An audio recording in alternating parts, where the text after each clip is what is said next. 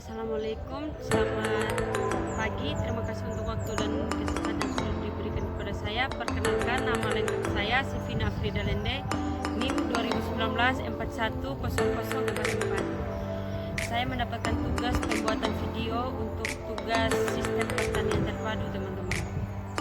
Saya akan menjelaskan tentang sistem pertanian.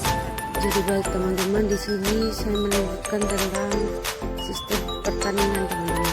Dimana di depan saya sudah ada tanaman cabai teman-teman, tanaman cabai sama daun pepaya sama pisang teman-teman. Teman-teman bisa melihat sendiri di depan saya ini ada tanaman cabai, dan cabai ini sudah dipanen teman-teman untuk dijadikan pangan untuk manusia.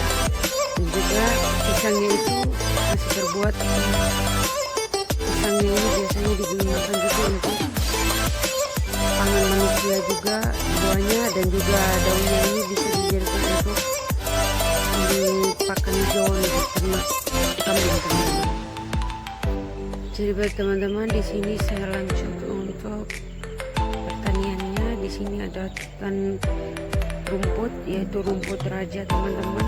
Ini rumput untuk pakan ternak kambing teman-teman, dimana dari kotoran kambingnya itu diproduksi menjadi pupuk dan ditanami untuk pakan hijauan seperti ini teman-teman. Dan rumput gajah ini dijadikan pakan hijauan atau pembuatan silase teman-teman untuk pakan untuk kambingnya. Teman-teman, mungkin itu saja dari sistem pertaniannya. Oke, termakan semua.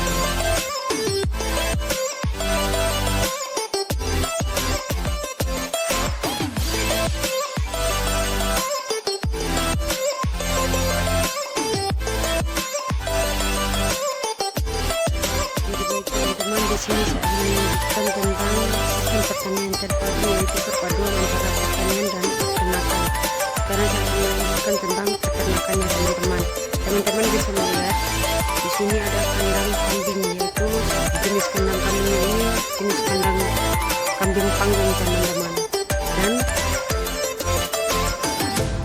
makanan yang diberikan kepada kambing ini adalah hasil dari pertanian teman-teman, yang dimana tadi saya sudah jelaskan bahwa dari tumbuhan atau rumput gajah dan odot teman-teman yang sudah ditanami, dan pupuk kandangnya ini digunakan untuk diproduksi dan digunakan untuk penanaman pakan ternak dan juga tanaman pangan untuk manusia teman-teman.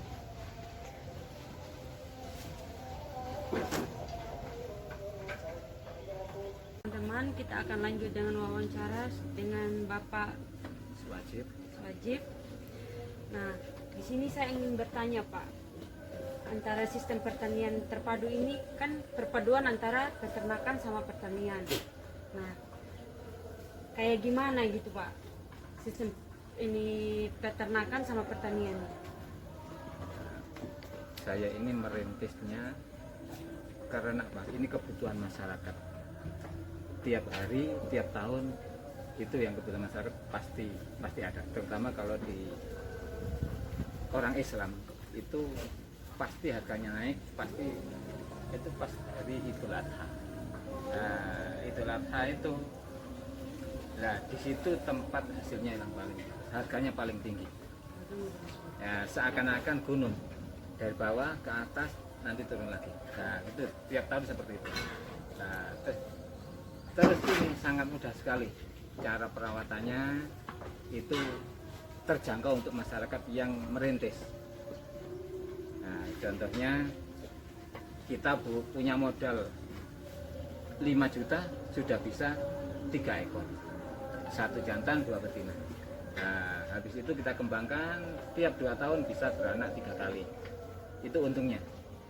Nah, di situ kalau kita merintis lain dengan sapi itu modalnya banyak sekali. Kalau ini bisa menghasilkan antara kadang itu susu kambing, terus daging kambing, kemudian anak kambing. Nah itu semuanya yang dibutuhkan masyarakat, apalagi masyarakat modern, semuanya sudah tahu semuanya. Nah, terus ini termasuk semi modern karena apa?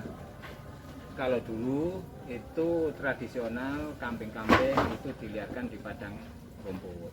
Kalau sekarang ini karena penduduk sudah banyak, akhirnya ini dikombongkan sekali, hanya nanam rumput aja, nanam rumput supaya lebih bagus lagi.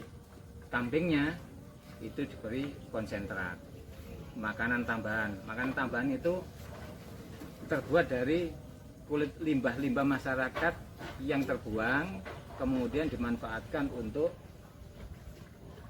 pakan kambing. Contohnya pohon kacang tanah, pohon kedelai, terus pohon jagung bersama janggal-janggalnya, terus bersama jagungnya, terus limbah dari tahu, limbah dari tempe, semua itu dicampurkan jadi satu untuk jadikan konsentrat. Campur lagi katul, campur lagi polar, tetes dan lain-lain. Itu konsentratnya.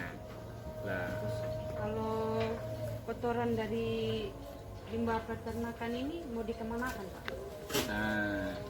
Kalau ini yang jelas itu untuk bahan pupuk kandang.